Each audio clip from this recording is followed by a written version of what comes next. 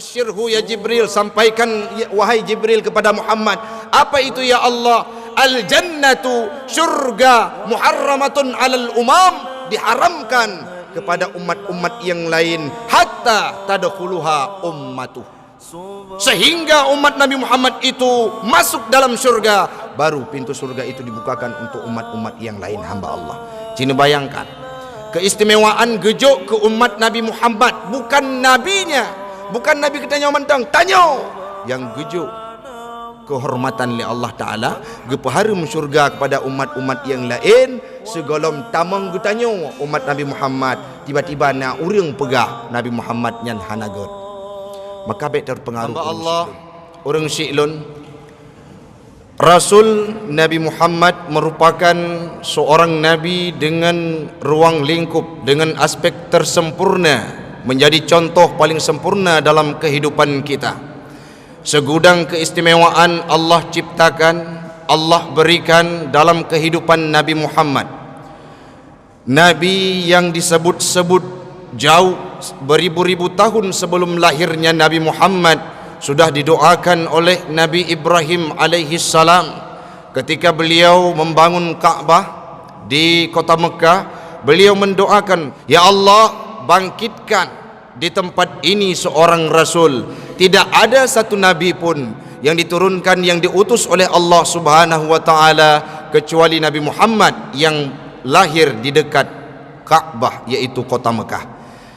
Setelah itu ada Nabi Allah Isa alaihi salam yang kala itu ditanyakan kepadanya oleh umatnya, apakah engkau nabi terakhir wahai Nabi Allah? Beliau menjawab, akan datang satu nabi setelahku, mim ba'di ismuhu Ahmad, yang namanya Ahmad, yakni Nabi Muhammad, nabi kita hamba Allah. Nabi Muhammad pula diberikan keindahan, keistimewaan oleh Allah. Nabi Musa kala ingin berhadapan dengan Fir'aun yang bejatnya luar biasa, biadabnya luar biasa, kalimat-kalimatnya tidak sanggup didengar oleh hati-hati yang soleh, hati-hati yang bermurakabah kepada Allah. Contohnya, tidak suka dia lihat dengan seseorang penggal kepalanya, pisah kepalanya dengan tubuh. Demikian kalimat-kalimat yang diutarakan oleh Fir'aun, sehingga membuat hati Nabi Musa lumayan sakit dan pilu. Kala itu Nabi Musa berdoa kepada Allah, Rabbi syrahli sadri wa yassirli amri. Ya Allah, mudahkan, lapangkan dadaku, mudahkan lidahku untuk menghadapi Fir'aun yang biadabnya luar biasa, yang kalimatnya luar biasa. Rabbi syrahli sadri wa yassirli amri. Nabi Muhammad tidak berdoa, diberikan dengan segala kemewahan, keistimewaan diberikan oleh Allah, tidak meminta kepada Allah, ya Allah lapangkan dada saya. Tetapi dalam ayat tertera jelas, alam nasyrah laka sadrak, Muhammad, dadamu sudah kami lapangkan. Keistimewaan demi keistimewaan diberikan kepada Nabi oleh Allah Subhanahu wa taala. Untuk apa? Nabi itu menjadi teladan paling sempurna dalam kehidupan kita hamba Allah. Orang syi'lun menyauronyo natruh urium ikun bak tanya, ana perle ta ikut le Nabi Muhammad, tanya menemat mantang kepada Al-Quran. Kalimat-kalimat yang rancu seperti hal tersebut jangan sampai digerogoti pikiran kita sehingga mengalpakan Al-Quran. Tidak sedikit orang-orang yang berada di tempat kita, kala ilmunya sudah tinggi, kala kehidupan duniawi ilmiahnya luar biasa, mampu menjadi doktor, mampu menjadi profesor, sehingga mengabaikan urgensitas mengikuti teladan Nabi Muhammad. Dianggap Nabi itu kuno, dianggap Nabi itu kolot, dianggap hadisnya Nabi tidak bisa diaktualisasikan dalam kehidupan. Kenapa? Tidak ada relevansi dengan kehidupan nyata. Bahkan ada orang-orang yang mengalpakan hadis, hukum-hukum yang terdapat dalam hadis. Kenapa? Karena tidak sesuai dengan pemikirannya, dengan ilmunya. Dan itu sudah ada di tempat kita hamba Allah.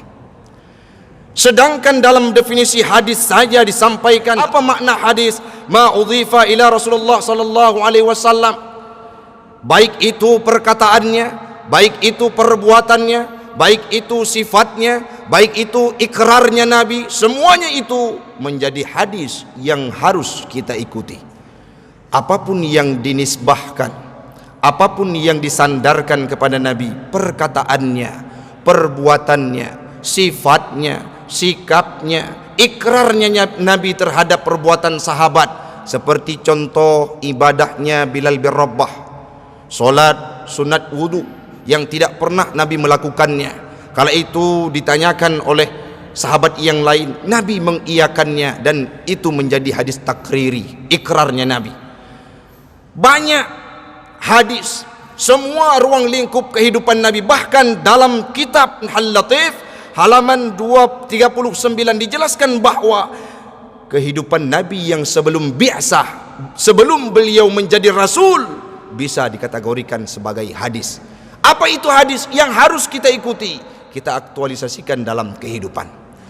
Dalam sebuah buku yang pernah kami baca, Abul A'la Al-Maududi, seorang politikus, ahli politik dari Pakistan tempo dulu, beliau mengungkapkan dalam sebuah bukunya The Prophet of Islam, apa yang beliau kemukakan, Rasul the only one example, hanya satu contoh yang paling sempurna dalam kehidupan peradaban manusia adalah Nabi Muhammad, tidak ada duanya.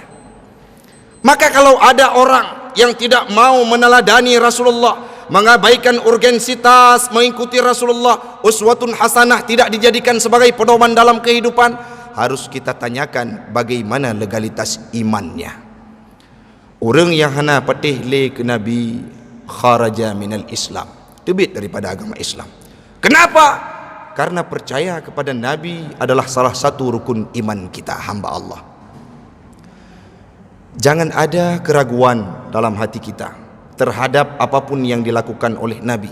Memang dalam kaidah usuliyah, dalam ilmu hadis, dalam kehidupannya Nabi ada khususiat, ada sebuah keistimewaan yang perilakunya tidak boleh kita tiru, tidak mampu kita tiru, tidak sanggup kita tiru. Apa contohnya? Seperti menikah sampai jumlahnya 9 bahkan lebih, itu khususiat bagi Nabi, tetapi untuk kita tidak dianjurkan. Memang ada pengecualian, tetapi menyangkut dengan sikap, sifat dan segala macam dalam kehidupan yang disampaikan oleh Nabi dalam hadisnya, kita harus mengikutinya, hamba Allah. Rasul berpesan dalam sebuah hadis yang diriwayatkan oleh Imam Malik dalam kitabnya Al-Muwatta, imam yang mengarangkan kitab Al-Muwatta yang dikuasai oleh Imam Asy-Syafi'i, dihafalkan oleh Imam Asy-Syafi'i. Apa bunyi hadisnya? Taraktu fikum, kata Nabi, aku tinggalkan dua perkara. Taraktu fikum amraini, aku tinggalkan kepadamu, kata Nabi, kepada kita. Apa? Dua perkara. Lan tudhillu ma tamassaktum bihima, tidak akan sesat, tidak akan salah jalan, tidak akan salah arah apabila engkau berpegang kepada dua hal tersebut. Apa itu? Kitabullah wa sunnatu nabiyhi, kitabnya Allah Al-Quran dan sunnah Nabi, yaitu hadis sunnah yang ditinggalkan oleh Nabi Muhammad sallallahu alaihi wasallam. Dalam Al-Quran, ayat yang sering dibaca oleh imam, waqtasimu bihablillah. Apa makna waqtasimu bihablillah? Bihablillah, hablun itu makna hakikatnya adalah tali, tetapi tidak bisa diitlak dalam ayat tersebut bahwa maknanya tali. Kenapa? Karena ada kalimat Allah di depannya sehingga terjadi majaz isti'arah. Apa maknanya? Yang dimaksud di situ adalah agamanya Allah, au Al-Quran. Demikian yang ditafsirkan oleh Imam Al-Qurtubi dan Imam Ibnu Katsir dalam tafsirnya. Apa maknanya hamba Allah? Kalau kita sudah menganut dalam agama Islam, maka berpegang teguhlah kepada Al-Quran dan dalam hadisnya Nabi kepada sunnah hadis yang ditinggalkan oleh Nabi, sehingga kita tidak akan tersesat, tidak akan salah jalan hamba Allah. Ustaz, kenapa kita harus mengikuti Nabi? Kenapa kita harus percaya terhadap hadisnya Nabi? Dalam tafsir Safwatut Tafasir, Imam Ali As-Sabuni menjelaskan bahawa terhadap definisi uswatun hasanah yang terdapat dalam surah Al-Ahzab ayat 21. Apa maknanya? Uswatun hasanah ay qudwatun hasanah fi jami'i aqwalihi, ikutan yang baik, panutan yang baik dalam segala perkataannya Nabi, wa af'alihi, dan perbuatannya Nabi, wa ahwalihi, kondisinya Nabi yang harus kita ikuti. Yajibu an tuqtada bihi, harus diikuti, dan hal tersebut mesti ada pada Nabi. Kenapa demikian? Li'annahu la yantiku wa la yaf'alu an hawahu. Nabi Muhammad berkata, berbuat, bertindak, kondisinya semua bukan berdasarkan hawa nafsu hamba Allah, sehingga menjadi teladan yang paling sempurna bagi kita.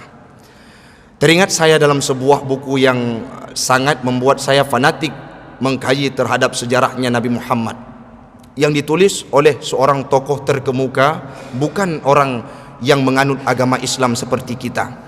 Namanya Michael Ehart, yang sering saya sampaikan dalam ceramah. Kenapa? Ada apa dengan Michael Ehart? Islam pada tahun 1992 beliau mengeluarkan sebuah bukunya yang dengan judulnya The 100 Ranking of the Most Influencing Person in History. Apa maknanya? 100 tokoh terkemuka yang paling berpengaruh di dunia. Salah satunya adalah Nabi Muhammad. Yang paling membuat saya terharu, hamba Allah, Nabi Muhammad itu dijadikan pada ranking pertama di antara tokoh-tokoh terkemuka. Setelahnya ada Newton. Siapa Newton? Yang sering disebut-sebutkan dalam ilmu kimia fisika. Ada Yesus, Tuhannya orang Kristen yang disembah oleh orang Kristen. Ada Siddhartha Gautama, ada Konghucu. Urutan mereka berada di bawah Rasulullah sallallahu alaihi wasallam. Banyak orang yang protes terhadap riset, terhadap survei yang dilakukan oleh Michael Ehart, tetapi tidak bisa membuat pendapat Michael Ehart yang setelah mengkaji 28 tahun beliau mencetuskan ranking pertama yang paling membuat orang terpengaruh dalam dunia ini adalah Nabi Muhammad. Coba bayangkan hamba Allah, dalam kehidupan kita ada satu orang yang bukan agama Islam, tetapi dengan semua risetnya, ilmunya, orang yang paling terkemuka, dikenal di seluruh pelosok dunia, mengemukakan bahwa Nabi berada pada urutan pertama. Ada orang Islam yang umatnya Nabi, yang kita mengikuti Rasulullah, tiba-tiba tidak mau dan kurang yakin terhadap kehidupan Rasulullah. Apalagi ada orang-orang yang membuat statement, untuk apa kita ikuti Nabi Muhammad, beliau tidak sesuai perkataan dan perbuatannya. Hal-hal tersebut harus kita jauhi dalam keyakinan kita hamba Allah. Cina bayangkan orang Syi'lun, Umar masuk Islam, lembut hatinya. Nabi Muhammad mampu mendamaikan kaum Aus dan kaum Khazraj yang bertikai puluhan tahun. Bagaimana proses beliau mendamaikannya? Dengan akhlak dan santun luar biasa. Beliau utus Mus'ab bin Umair untuk didamaikan, dileraikan perkelahian antara mereka sehingga berdamai ukhuwah. Setelah damai diberikan nama kaum Ansar, hijrahnya Nabi, mereka berukhuwah luar biasa. Ada cerita yang sering kita dengar, pengemis yang masuk Islam menangis meronta-ronta luar biasa karena menyesal tidak bisa berbalas budi terhadap kebaikan yang diimplementasikan oleh Nabi. Beliau menghina Rasulullah, beliau mencaci Nabi, beliau mensumpah serapah terhadap Nabi Muhammad.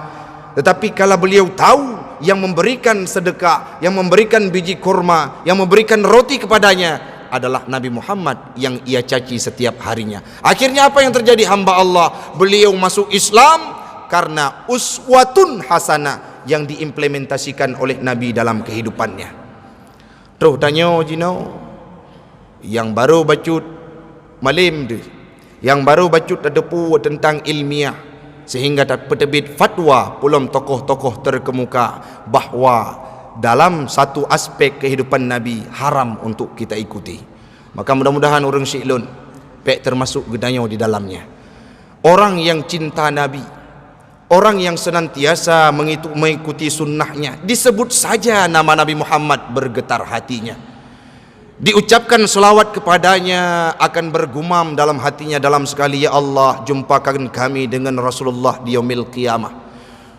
Orang-orang yang menghidupkan sunnahnya Nabi, orang-orang yang mengikuti Rasulullah, orang-orang yang sungguh mengharapkan akan berjumpa dengan Nabi, mereka akan sungguh-sungguh mengimplementasikan segala yang disampaikan, ditinggalkan oleh Rasulullah dalam kehidupan. Orang syiklun cukup ada apabila orang-orang yang caci terhadap Nabi katanya pakon Cina bayangkan wate ujung udip Nabi kena wa Allah. Watenya kalimat yang terbit dari abah Nabi, ummati ummati umatlun umatlun. Sakratul maut Nabi hana kepikir ke Aisyah, hana kepikir ke Abu Bakar, hana kepikir ke Sayyidina Ali, hana kebayangkan kepada Hasan dan Husain. Tapi yang terbit dari lidah Nabi, Allah lun kana cok bakdro, tapi pu jaminan yang nejuk terhadap umat lun. Karap meninggal wafat Nabi terhadap gepikir terhadap kondisi umat. Maka menyegetanya di kalangan getanya na urang yang hina Nabi nasihat bahawa nabinya kan urang biasa, bahawa Muhammad itu bukanlah orang yang biasa. Semua limit kehidupan beliau menjadi teladan yang paling sempurna dalam kehidupan kita hamba Allah. Pernah neken li Nabi wate karap meninggal gepetron berita li Jibril dalam hadis kudusi, auhallahu ala Jibril, gepewahyu li Allah atas Jibril pu gepegah li Allah, basyirhu ya Jibril, sampaikan wahai Jibril, basyirhu ya Jibril, sampaikan wahai Jibril kepada Muhammad. Apa itu ya Allah? Al jannatu, syurga, muharramatun alal umam, diharamkan kepada umat-umat yang lain, hatta tadkhuluha ummatuh, sehingga umat Nabi Muhammad itu masuk dalam surga, baru pintu surga itu dibukakan untuk umat-umat yang lain hamba Allah. Cina bayangkan keistimewaan gejuk ke umat Nabi Muhammad, bukan nabinya, bukan Nabi kita nyawa mentang tanya, yang gejuk kehormatan li Allah Ta'ala, gepaharum surga kepada umat-umat yang lain. Segolom tamang getanya umat Nabi Muhammad, tiba-tiba na urang pegah Nabi Muhammad nyan hanagot. Maka baik terpengaruh urang syiklun.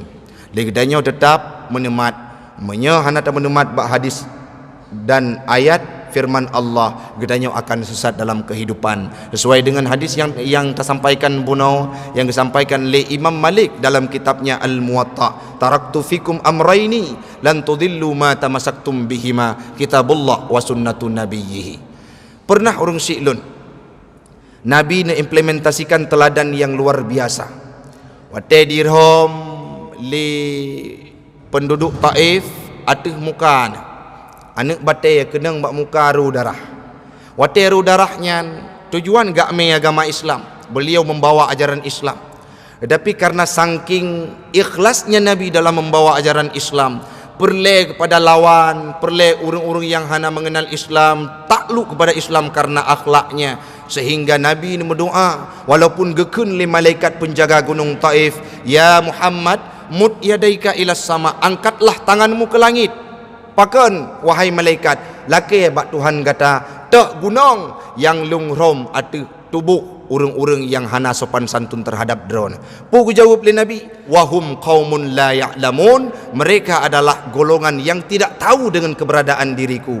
Gemu doa dengan doa yang jerok li Nabi, ya Allah, ni pelahir di Taifnya orang-orang yang pegang Islam, orang-orang yang pemaju Islam, orang-orang yang peristiqamah dalam agama Islam, sehingga terwujud jelas orang syiklun jid survei dan searching bahawa di Taif dominan Islam lagi katanya.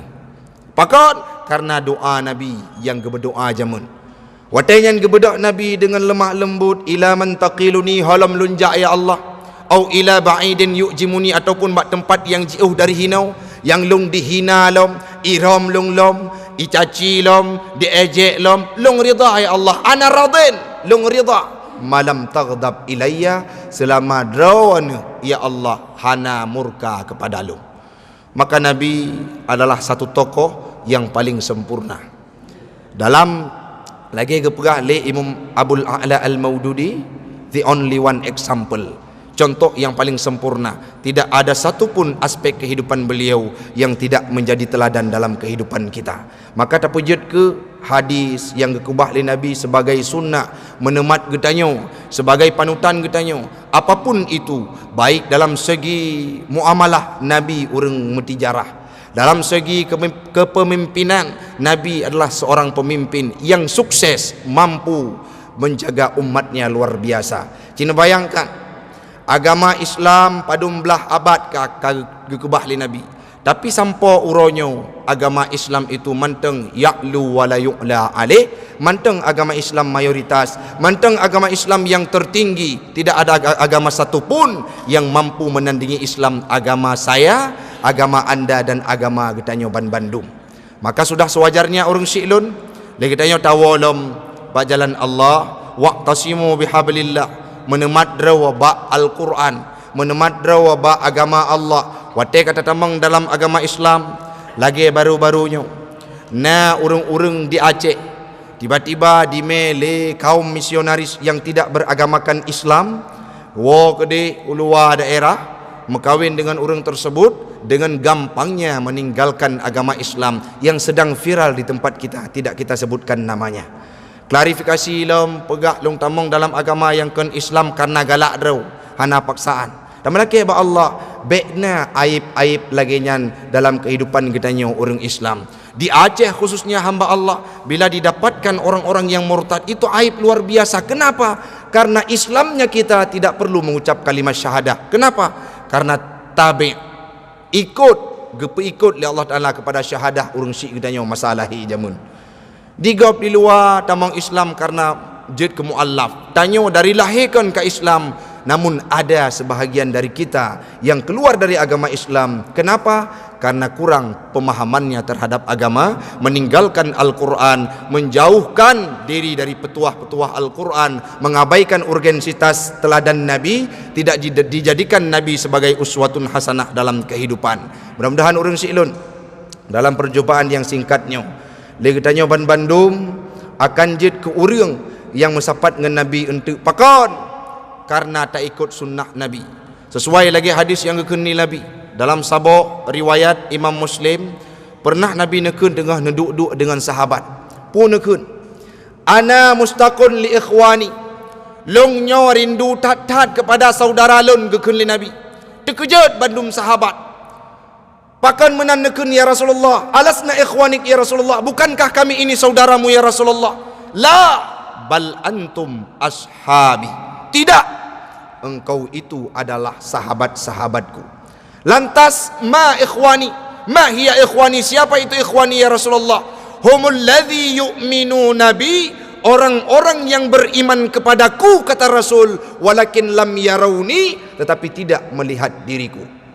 Cina bayangkan orang Syi'lun naruh katanya dalam hadis yang gekuni Nabi seribe pertuhtun yang kau likut, rindu ke katanya Nabi sangat musin ke katanya, pakan rindu katanya ustaz bet salah-salah na pegah, tanya nama iman ke Nabi, mau iman, maka Nabi rindu kepada katanya. Menyertanya sampai orangnya manteng na rasa iman dan percaya kepada Muhammad dan semua rukun iman, maka katanya pun termasuk dalam salah sidro orang yang gerindukan li Nabi, yang pernah gekun tirtuh siribe pertuhtun yang kau likut li Nabi Muhammad sallallahu alaihi wasallam. Mudah-mudahan orang Syi'lun Nabi, doa getanyo tak ikuti sunnahnya Nabi, kelak akan kesapat oleh Allah Ta'ala dalam syurga Jannatul Firdaus, syurga Jannatul Ma'wa bersama baginda Rasul Nabi Muhammad sallallahu alaihi wasallam. Amin. Amin ya rabbal alamin.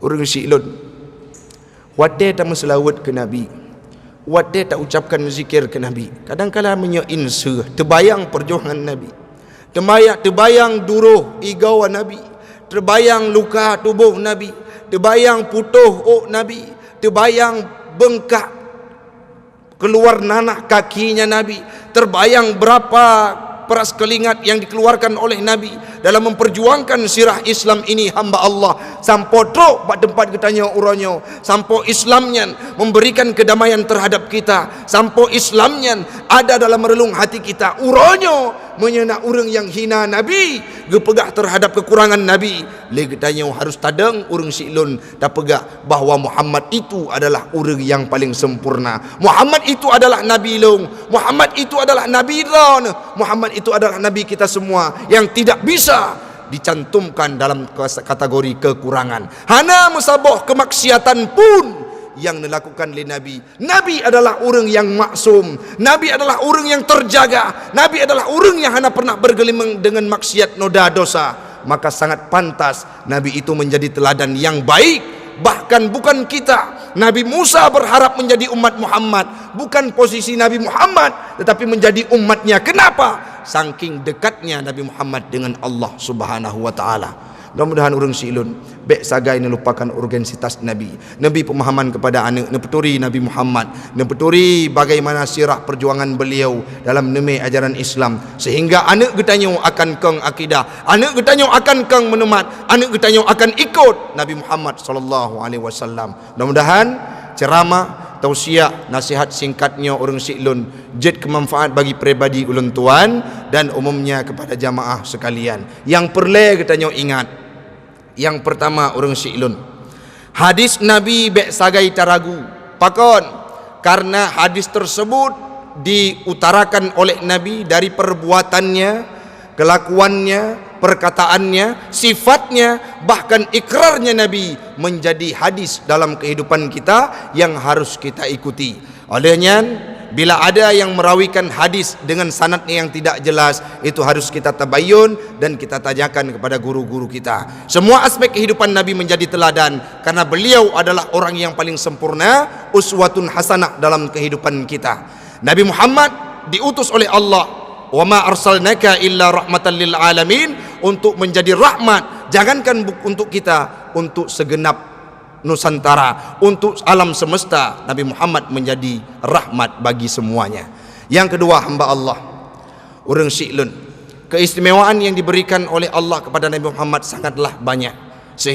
Lebih-lebih Nabi Muhammad umatnya diprioritaskan surga, yaitu kita. Mudah-mudahan dengan sebab hal tersebut akan menambahkan keimanan kita untuk tetap komitmen dalam Islam, istiqamah untuk menjunjung tinggi apapun yang dibawakan oleh Nabi Muhammad sallallahu alaihi wasallam. Mudah-mudahan orang silun lagi tanya Bandung akan merempok hidayah senantiasa dalam Islam dan tak ikut petuah Nabi Muhammad. Amin. Amin ya rabbal alamin.